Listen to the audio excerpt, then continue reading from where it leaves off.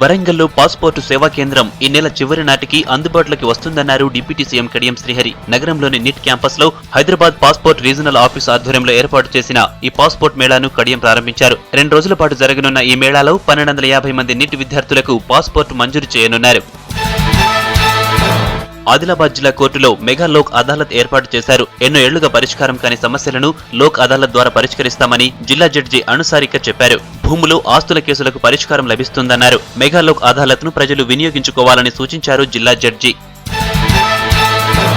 నిర్మల్ జిల్లా సోన్ మండలం గంజాల్ toll plaza దగ్గర అక్రమంగా తరలిస్తున్న రేషన్ బియ్యాన్ని పట్టుకున్నారు విజిలెన్స్ ఎన్ఫోర్స్మెంట్ అధికారులు. నిజామాబాద్ జిల్లా పెరికిట్ నుంచి మహారాష్ట్రకు లారీలో తరలిస్తున్న రేషన్ బియ్యాన్ని స్వాధీనం చేసుకున్నారు. లారీతో పాటు 2 వ్యక్తులను అదుపులోకి తీసుకున్నారు అధికారులు. జగిత్యాల జిల్లా ధర్మపురిలో CM KCR, chief whip Koppula Eshwar ఫోటోలకు పాలాభిషేకం చేశారు గొల్లా కుర్మ సంఘం నేతలు. గొర్రెల పెంపకంపై ప్రభుత్వం 75% సబ్సిడీ ఇవ్వడంపై హర్షం వ్యక్తం చేశారు. గొల్ల కుర్మల అభివృద్ధికి చర్యలు తీసుకుంటామన్న ప్రభుత్వానికి కృతజ్ఞతలు తెలిపారు.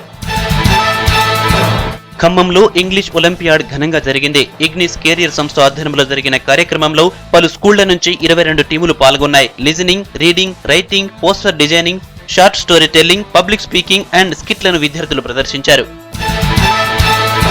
పెద్దపల్లి జిల్లా గోదావరి ఖనిలో సామూహిక సత్యనారాయణ స్వామి వ్రతాలు ఘనంగా జరిగాయి. గోదావరి నది తీరాన 150 మంది వేద పండితులు సత్యనారాయణ స్వామి వ్రతాలను నిర్వహించారు. ఉదయం నుంచి మధ్యాహ్నం వరకు వేద పండితులు మంత్రోచ్చారణల మధ్య స్వామివారికి ప్రత్యేక పూజలు చేశారు. కార్యక్రమానికి మహిళలు పెద్ద ఎత్తున హాజరయ్యారు. జగిత్యాల జిల్లా బీర్పూర్ లక్ష్మీ నరసింహస్వామి బ్రహ్మోత్సవాలు ఘనంగా జరుగుతున్నాయి. ఉత్సవాల్లో భాగంగా ఇవాళ చందన రూపంలో స్వామివారు దర్శనమిచ్చారు.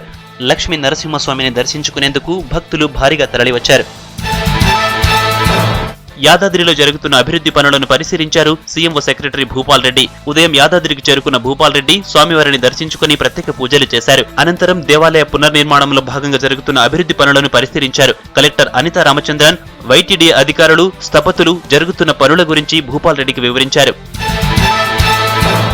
పండిత్ దీన్ దయాళ్ 49వ వర్ధంతి నిజామాబాద్ బీజేపీ ఆఫీసులో ఘనంగా జరిగింది. దీన్ దయాళ్ చిత్రపటానికి నేతలు పూలమాలలు వేసి నివాళులర్పించారు. దీన్ దయాళ్ ఆశయాలకు అనుగుణంగా ప్రణాళికలు రూపొందించి పేదలకు మరింత లబ్ధి చేకూరుస్తామని చెప్పారు నేతలు.